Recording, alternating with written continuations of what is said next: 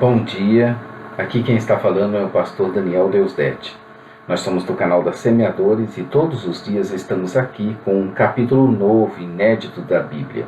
E o capítulo de hoje, de nossa reflexão, vai ser no capítulo de número 4 do livro de Deuteronômio.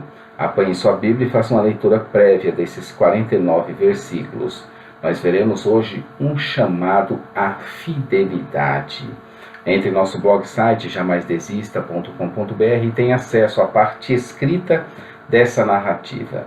Nós estamos chegando ao final do primeiro discurso de Moisés. O prólogo histórico que começou lá no primeiro versículo do capítulo 1 e vai terminar aqui neste capítulo 4 no verso 43. Em seguida, nós veremos o segundo discurso de Moisés. É mais longo, mais extenso. São as condições. Eles vão começar no verso 44 deste capítulo 4 e vão terminar só no capítulo 26. Serão uns 23 capítulos de estudo. O objetivo continua o mesmo, que é o de fazer com que os israelitas deveriam aprender a gratidão e a fidelidade ao Senhor com base nas suas próprias experiências e nas experiências da geração anterior. Também estava sendo preparado Josué para a sua nova missão. O primeiro discurso que estaremos encerrando agora foi dividido em 3 grandes partes, como já vimos. Nós já vimos a narração histórica, que foi até o capítulo 3, e deste modelo em diante finalizaremos a segunda e terceira parte, que é chamada fidelidade, que é dos versos 1 ao 40. Uma observação sobre as cidades refúgio, vamos ver a parte C, que vai do verso 41 ao 43 desse. Do verso 44 até o final do capítulo 4, verso 49, já estaremos na terceira parte do discurso de Moisés. No chamado à fidelidade, Moisés está chamando o povo à obediência. E podemos dividir o seu chamado também em 4 partes. Moisés está chamando o povo à obediência. Primeira parte, uma descrição básica da fidelidade, versos 1 e 2, onde Moisés apresenta à nação o padrão básico de fidelidade. Os estatutos, os juízos que Moisés está ensinando foram direcionados aos israelitas com a finalidade de que cumprissem obediência, vivessem, entrassem e possuíssem a terra, mas não a terra que eles haveriam de conquistar, mas a terra que Deus lhes daria. Que moleza, né? É Deus já dando a vitória antes da luta. A segunda são as lições do passado, vai do versos 3 ao verso 24.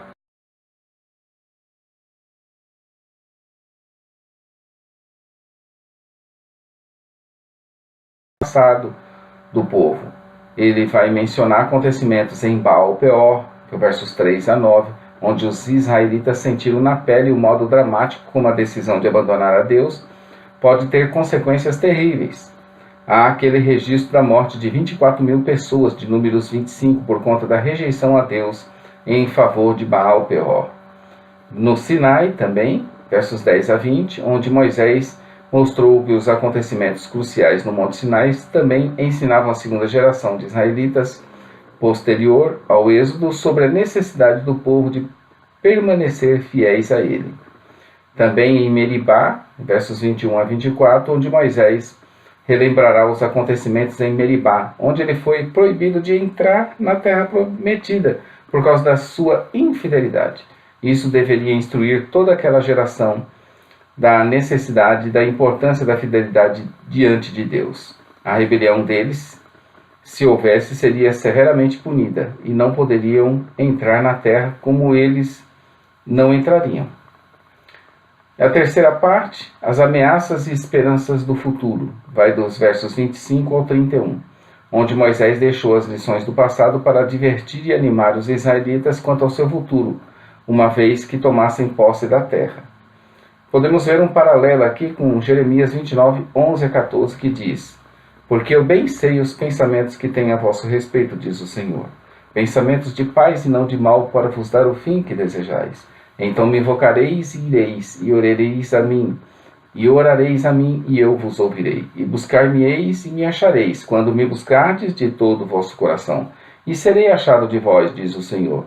E farei voltar os vossos cativos, e congregar-vos-ei de todas as nações, de todos os lugares para onde lancei, diz o Senhor.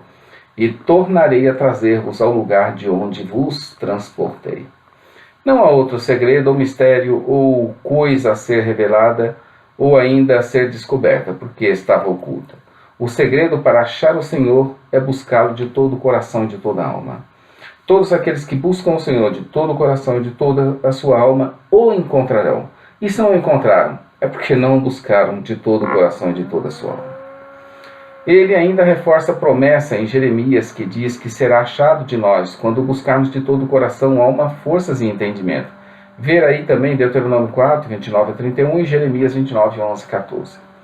E em quarta parte, o resumo, que vai dos versos 32 ao 40, onde Moisés reunirá os princípios delineados nos versos anteriores. Aqui há uma palavra de ânimo, de encorajamento, de incentivo de Moisés, fechando seu primeiro discurso. Nele ele procura mostrar ao povo o privilégio que eles estavam tendo de ter um Deus como nenhuma nação na terra tinha, e de serem eles muito especiais por causa da aliança de Deus com os seus pais.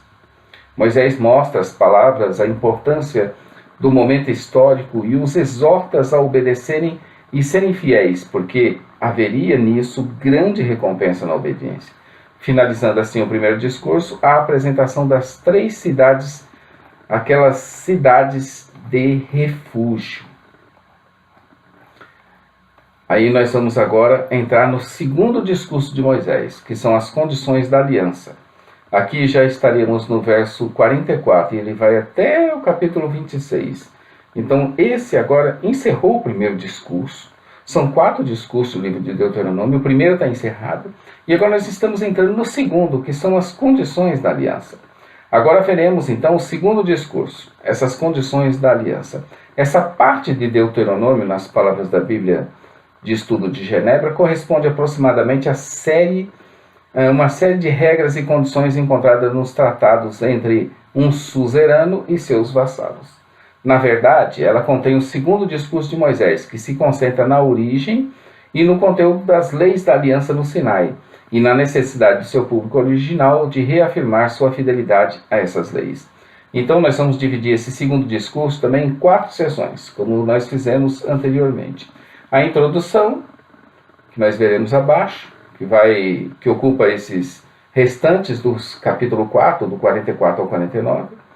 Uma orientação geral acerca das condições, vai do capítulo 5 até o 11. Uma lista mais detalhada das leis, que vai do 12 ao 26.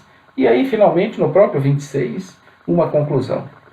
Nessa introdução, Moisés, nessa introdução de 4 a 49, que nós estamos dividindo esse segundo discurso, nessa introdução, Moisés fornece um contexto histórico para a entrega da lei a essa segunda geração.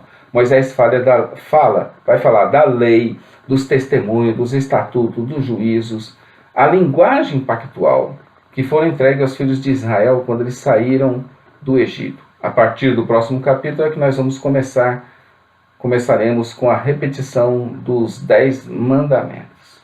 Então assim nós terminamos hoje o capítulo 4, amanhã nós estaremos aqui com o capítulo 5, que veremos que as leis tiveram origem em Deus. Aqui é tudo Deus.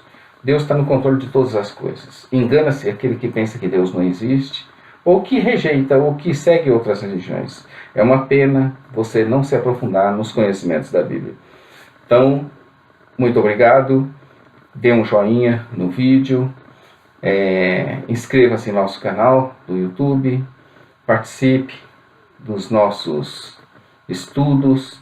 Nos acompanhe no Jamais Desista e na nossa loja virtual Semeadores. Todos os dias estamos aqui semeando a mensagem de Cristo Jesus por meio da sua palavra, que é a Bíblia Sagrada. Quer aprender Bíblia? É só Bíblia que tem aqui. Maranata, ora, ora, vem, Senhor Jesus. Um bom dia para você, querido.